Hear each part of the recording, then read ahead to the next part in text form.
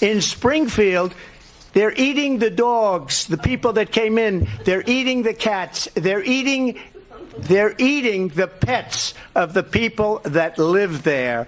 And this is what's happening in our country. I just want to clarify here. You bring up Springfield, Ohio, and ABC News did reach out to the city manager there. He told us there have been no credible reports of specific claims of pets being harmed, injured, or abused by individuals within the immigrant community. Well, I've seen people on television. Let me just say here, this is the people on television say my dog was taken and used for food. So maybe he said that, and maybe that's a good thing to say for a city manager. I'm not taking this from television. television. But the people I'm on taking it from television the city saying their manager. dog was eaten by the people that went there. Again, the Springfield city manager says there's no evidence of that. Vice President Harris, I'll let you respond to the rest of what you've heard. You talk about extreme.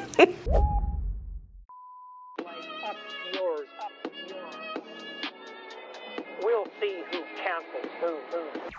What do you all think won the debate? I think it's pretty unanimous, right? Kamala. Donald J. Trump. Nah, I mean... It wasn't even close. I think that I was expecting it to not be a blowout. I kind of felt like it would be inconsequential. I actually really think the opposite happened. Oh, what did I say? I told y'all it was going to be like, it was offensive to think anything else. The man is a buffoon. Like, I mean, I told you she'd take the steel chair. I told you she'd take the steel chair to his back. You're right. But like the thing, and for the debates doesn't matter. Like if someone was to ask you, like, you know, on the actual like issues, of course not. No one. And I don't think anyone walked away really that great on this one in terms of like the issues, but in terms of like what a modern day debate is, like just winning in the perforurence. I mean, seeming confident and being ready and prepared. She crushed there. She was. I think everything that she did well. When folk be good at it, because the last time somebody got demolished in the debate, the entire country panicked and made the president drop out of the fucking race. So Donald Trump has to step down. Absolutely, Oh yeah, no, he doesn't have mental competence. He's clearly in cognitive decline. Yeah, he's in cognitive decline. It's very evident. He said he has a concept of a plan for healthcare. Yes or no? You still do not have a plan. I have concepts of a plan. I'm not president right now. This man was the president. He's running for president again. He has a concept of a plan. That is humiliating. And I'm trying to like remove myself from the situation to be objective, because there are elements that I disagreed with, obviously, with Kamala Harris and mostly Donald Trump. But like if I'm a normie and I'm very fickle and I'm mostly vibes based, if I'm watching that, I'm comparing the two candidates and I'm seeing Kamala looks very sure of herself. Donald Trump gets rattled easily. Donald Trump looks mad the whole time. Kamala Harris is very loose. She's confident. She knows what she's saying. She responds. I think that if I'm a normie person and I've been tuned out and I'm tuning in now to see what Kamala is about, I'm coming away with a really positive view. I don't think there was a single moment in that debate where she looked bad, including on immigration, which is usually her... It's always bad for Democrats because Americans are very xenophobic and they just side with Republicans on immigration and also the economy. But what she did was, I think, brilliant. She baited him with the crowds. And I'll tell you something. He's going to talk about immigration a lot tonight, even when it's not the subject that is being raised. And I'm going to actually do something really unusual, and I'm going to invite you to attend one of Donald Trump's rallies, because it's a really interesting thing to watch. You will see during the course of his rallies, he talks about fictional characters like Hannibal Lecter. He will talk about windmills cause cancer. And what you will also notice is that people start leaving his rallies early out of exhaustion and boredom. And I will tell you, the one thing you will not hear him talk about is you. You will not hear him talk about your needs, your dreams, and your desires. And I'll tell you, I believe you deserve a president who actually puts you first, and I pledge to you that I will. President Trump, on that point, I want to get your response. Well, I would like to respond. Let me just ask, though, why did you try to kill that bill, and successfully so? That would have put thousands of additional agents and officers on the border. First, let me respond as to the rallies. She said people start leaving. People don't go to her rallies. There's no reason to go. And the people that do go, she's bussing them in and paying them to be there, and then showing them in a different light. So she can't talk about that. People don't leave my rallies. We have the biggest rallies, the most incredible rallies in the history of politics. That's because people want to take their country back. And she did that time and again during the moments where she was the most vulnerable. It is brilliant. I think she fucking clapped his cheeks. You mean for normies though, right? Like, because I think for normies, yeah, for progressives or leftists, like parts of that. For me, like, I'm disappointed. Yeah. The Gaza portion, awful again, of course. I'm trying to remove my own bias, though. But we got to understand that we'll always be, because she's never changed in her conversation. She's added more, she's added a little bit more, and the bar is always low for that. So the more that she gives when she mentions Gaza, or if she mentions Palestinian people, which is rare, but she has done it. I would like for her to do that more, but we would love for our politicians to be perfect. And the reality is they're not going to give us everything we want. The reality is before we had her as an option, there were things that we just didn't agree with the Biden administration and with Kamala Harris's points on. But then the reality is a lot of the things that not we, but a lot of people, including me in the beginning, were taking on a lot of rhetoric that was just something to keep on utilizing to weaponize it against her. We can't keep doing that. So the grievances need to be backed up. When things are debunked, go ahead and do your research on that. But we're not talking about the lesser of two evils. We're talking about our future.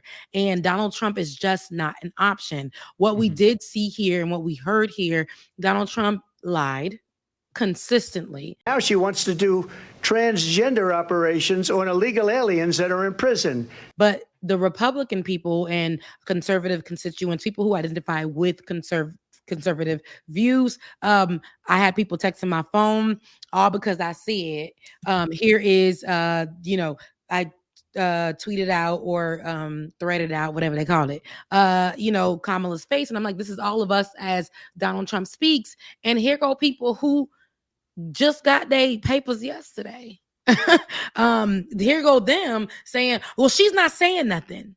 She's not saying nothing. What are you talking about? And I'm like, sir, under Donald Trump's policy, your ass wouldn't even be here. First, and then you, Mr. Haitian, just yesterday, Donald Trump's vice president pick, and Donald Trump right now, even though he didn't say Haitians, he literally for the past few days put out a rhetoric that was incorrect, that was misinformation about Haitians. He keeps bringing up Springfield, right, Ohio, and stating that although there is no evidence, even the police department says that ain't happened. We don't have any evidence of this thing happening, but him pushing that out when he's talking about immigrants. But people will support that because of their xenophobia. They're eating the dogs, the people that came in. They're eating the cats. They're eating the pets. And then, y'all, he doubled down on the black jobs. He said that people are coming in and to take jobs from black people and was it Mexicans? He said Spanish people, whoever. But the two immigrant groups, African Americans, Hispanics, the two groups here, black people. And we know black is not a monolith. And we know, so they come in all types. So when he says black Americans, we know he's including black immigrants. And when he says Hispanics, we know he's talking about Mexicans. And because, not the I know black people, not I know black, not them, but the people who, Mexicans. When we're talking about border control and patrol, that's what he's talking about. And he wants to try to get them by saying, it's immigrants coming in and taking y'all's jobs. And that to me is terrible. But while we know it's terrible, people are watching that and saying, yes, it's true. Yes. And Africans are saying, yes. Oh yeah. Yes. Haitians are watching that and saying, yes, it's true. I know, because it's coming through my phone line from my family members and niggas I used to fuck with. That's ridiculous. Right. But they want to stick on that because they were saying how, inflation wasn't high until Joe Biden came in, but they're not doing their research on all this stuff. But you see how the stupidity, it stretches so far. You don't want it to be close to your home. You don't want it to be at your dinner table, but there it is. And this is the sucky part about it. Nobody wants to do more. They want to hear, almost like when churches give what they call prosperity preaching, things that sound good. Right? But they're not true. they're not true. There's a reality here. Yeah. There are facts here. I can very quickly say that this is not a left-wing organization. The Daily Mail, a conservative newspaper, published a story on the Haitian immigrants to Springfield, Ohio, that said that it was an overwhelming net benefit to their economy. 20,000 legal migrants came to that town and did all the jobs that white people did not want to do in that area, and they bought up old dilapidated houses, they restored them, and the people there, actually in the factories, love them. They were praising the Haitian immigrant I know workers, a few people who live in Ohio right now who are saying that they don't do drugs, they're hardworking, and they go to church. They overwhelmingly go to church. It was like, it's everything that we want. Yeah, you know about Ohio. I moved there from Ohio. That's where I went to college. So, and I know somebody right now who moved here in 2020.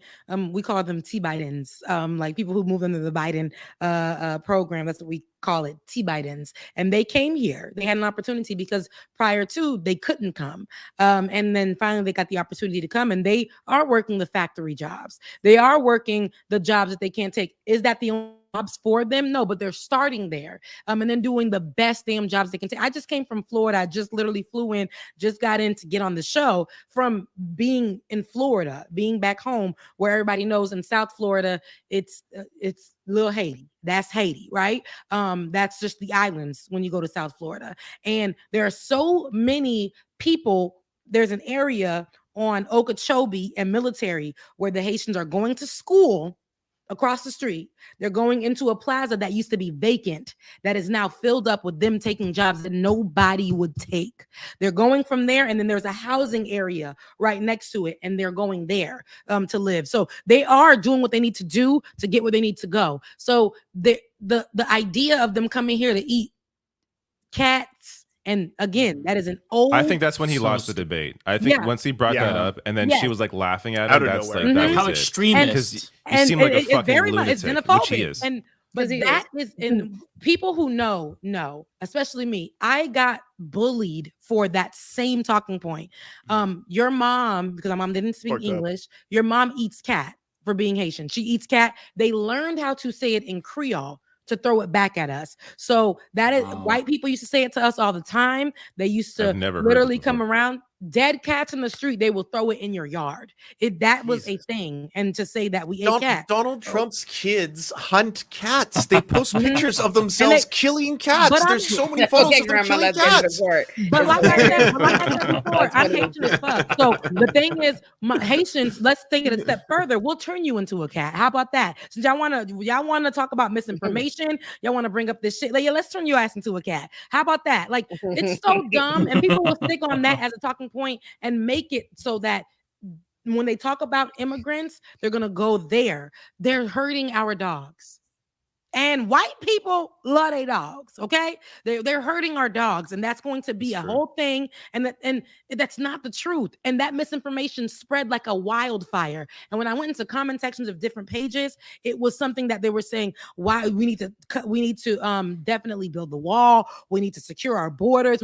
But I'm like that, but it isn't true. That's just not a true statement. The person that they found, or whatever the video came out, or whatever story came out, it came out. First of all, the people of Springfield, Ohio, the police department is saying that it isn't true. It came out that the person that was doing whatever it was is American, all of that and above, not Haitian. And they do not want to put that out there. So even when David, the moderator, was saying that's not true, they said it wasn't true, they allowed Donald Trump to double down on the misinformation.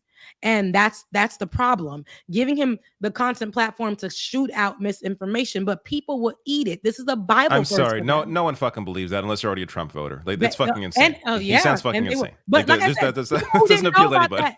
It's Haitians that I know in my own tribe. They're like, well, and that's terrible. It's like whatever they can do to continue to support Trump, whatever they can do. Oh, well, I was eating a little better. The inflation wasn't there. All this bullshit to continue to support Trump. Well, they lies they tell themselves. It's not going to change, but yeah. The Fox News is saying, well, at least Brit Hume is saying that Trump had a bad night on Fox News. So it's good to see that. Yeah, the GOP tweeted out that Trump was the clear winner. That's the only one they're getting. They were going to do that no matter what happened. Trump shit himself on stage. This was a horrible night for Donald Trump. make no mistake about it, Trump had a bad night. He rose to the debate Oof. repeatedly. Trump When had she a bad night. debated him, something I'm sure his advisors had begged him not to do. The first debate when Biden attacked him, he just kept his cool and kept going. In this debate, he rose to a debate, and we heard so many of the old grievances that we'd long thought that Trump had learned were not winners politically. And there they all were, talking about how he didn't lose the election and all that. I mean, my sense is that she came out of this in pretty good shape. Now, how long this will last and is anybody's guess. But for tonight, at least, this was pretty much her night. You're saying she had a good night? I'm saying she certainly did. Sean Hannity. And then Sean Hannity goes on to complain about the moderators, apparently. That's what the right wing is blaming on. Yeah, I've seen all the pundits blaming the mods right now. That's their way of saying indirectly that Donald Trump definitely lost. Because I feel like it's undeniable. I remember that moment where the one of the moderators said, "Hey, Mr. Trump, can you look directly into the hard cam and scream that they're eating dogs for me?" And then he obliged, and now that clip is going everywhere. I remember that specifically. What he said, I think the biggest loser in the debate, and we talked about this pre-debate, is ABC. The fact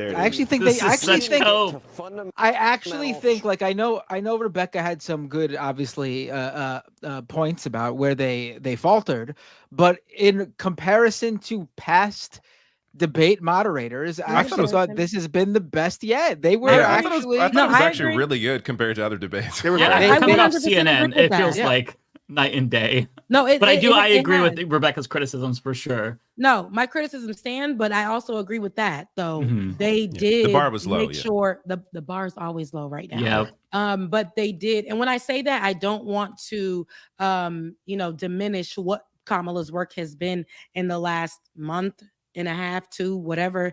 I don't want to diminish that because it's been great. It's been as you guys said, night and day. It's been night and day for Kamala Harris, and how we've seen her and how she's shown up, in this presidential candidate debate, and just in the presidential candidate run, period. We've seen her show up, speak more, like literally show us something different, because let's not forget the last debate. Ole made a great point. The debates do count. They counted so much that they brought us to this point where we have a new person, a new opponent.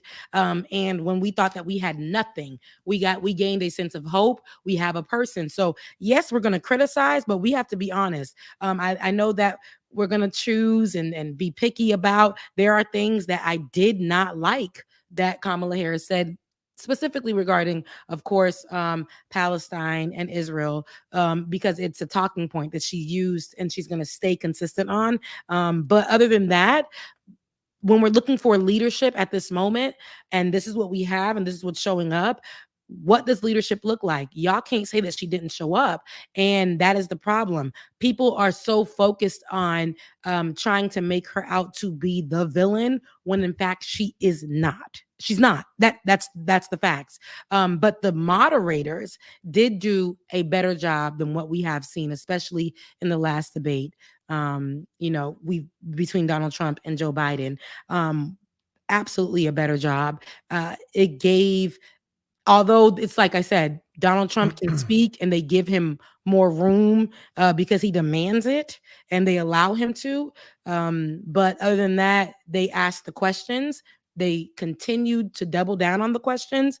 And then they went to Kamala Harris. If there was something they need to follow up on, same question.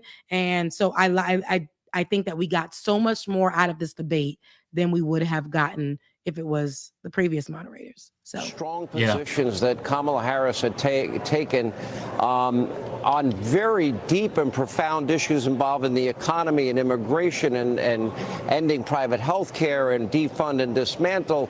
What he said, I think the biggest. Okay, I don't know what he's talking about, but they're not happy. Yeah. Ben Shapiro tweeted that the moderators are the biggest story of the evening, and it's not a good story. Translation: he's real sad about Trump's performance. Try to change the narrative. Yeah, I love it that everyone tomorrow when they go to work, they're gonna be like, "Who, you saw a debate last night? How about them moderators?" Right. Nobody's thinking about the moderators. Yeah. It's just, and I think that one thing that I wanted to highlight with regard to Kamala's performance is during the race portion. I think that she did a really good job at flipping the attack that Democrats usually get. Certainly that they got rightfully so in 2016, right? The criticism of Democrats is that they don't talk enough about policy substance. They're too hyper-focused on identity politics. And Kamala said that without saying it. Right? She's like, I want to bring the conversation back to my policies. I'm proposing a $6,000 child tax credit. He wants to talk about divisive issues. She's basically saying he's too focused on identity politics and he's avoiding the substance. This is something that Hillary Clinton was not able to do back in 2016. And it's brilliant because Kamala is not making this about her gender or her race, even though this is a historic campaign.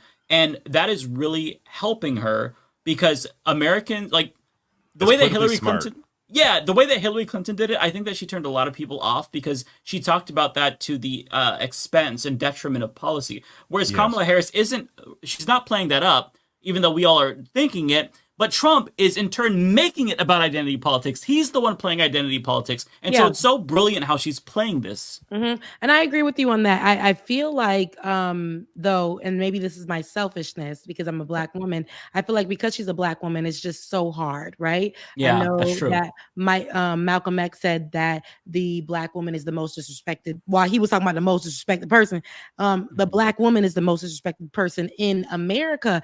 And I felt like, if you just say, and while I am Black, or while I do identify as Black and South Asian, and then she can continue on with whatever the hell she can continue on with. But in 2018, she did make that soundbite at the Breakfast Club and say she's Black, she was born Black, and she's gonna die Black. She said that. That's something that she said 100%. It came out of her mouth. But I just wanted her to say that and get it over with. But I do agree with the whole thing about not making it identity politics. But in this country right now, while we don't want to make it that, on both sides, because I'm on both sides of this thing, they do be like, okay, is this Black or is this white? Or what, it's a whole conversation. It's the party of almost all white people. Like, of course, like, that's right. In America, they are the identity politics party. It's in all America. white. Well, I have breaking news. I have big breaking news. We got the T-Swifty endorsement of Kamala Harris officially. Just so that's interesting. That's interesting. Where's this from? Wow. What? I didn't hear what you said. It's all over the Twitters on apparently on the new Taylor Swift Instagram post. She Taylor just Swift. Kamala. Oh. Yeah, it's about time. I want to see what Wall's going to say here because he's responding to the debate. How are you feeling? What's your reaction to the debate tonight? Martha, I'm feeling great because what I knew, and I think so many knew, and now many Americans know, is you saw a president for all America in Kamala Harris. You saw the confidence, you saw the vision, you saw the poise, and you saw the compassion for people, understanding she spoke about an economy that moves us forward, moves all of us forward, lets everybody be a part of it. And she continued to lay that out, whether it's reproductive freedom or how we start small businesses or making home ownership easier. And on the other side, you saw a nearly 80-year-old Donald Trump, angry, unhinged, and as you've been discussing, talking about things that are deeply concerning because they make no impact on the American public. He shouldn't be anywhere near the White House. And I have to tell you, if it weren't so dangerous, it reminds you of an old man yelling at the clouds. That was his thing. Get off my yard. That's what he did. Contrast that with the audio's messing up. Laying out the question for every. Well, anyways, that was a good portion. Not us liking it's too much audio, but I like his vibe. Even before he spoke, like he gives us that. He gives us the happy feels, the serotonin, right? He's a happy guy. He's gonna support, his presidential candidate. He's gonna support her. I love that he's standing right beside her. He looks like the Monopoly man to me, but he's going to support her. Where's my money? But he's going to support her. And I love that no matter what. And when he does speak, it's something that we can hear. He speaks while he's talking about as she speaks for the people. He actually, I think, is that representation of for the people. When he talks, it's something that we can hear, we can relate to. Like, you know what? You're right. She spoke for the people. And he doesn't speak where he's trying to give us too much political terms or anything like that. It's just where people, the real people, the everyday person can really relate to. And I love that. It's almost like he's her interpreter in a way. And I absolutely like that. So Trump is apparently pleased with this performance. Thank you, Jesse Waters, for the nice words on my debate performance. It was a great evening. I thought that was my best debate ever, especially since it was 3-on-1. People are saying big win tonight, so he's coping hard. But it's pretty clear that he like I'm even what the seeing fuck like is this? I'm seeing right wingers in like the poll stuff about. Can we please get that off the screen? That's yes. What we might actually get copyright strike, not copyright. I'm just showing you some violation. A violation strike. I'm removing it myself. Turkey violated. There you go. You did it. Disgusting. Oh my god. All right, yeah. So what I was saying was I'm seeing right wingers and like the thing where it says like, so who do you like people are asking, so who do you guys think won tonight? Like the classic like clickbait stuff, but they're asking people who won. And it's like all people saying Kamala. And then you get to the right wingers and it's like the moderators who cheated, or it's like Bob Iger and Disney for the ratings. It's like they can't even bring themselves to say Trump won because it's just objectively not true. You think you just fell out of a coconut tree? Tree?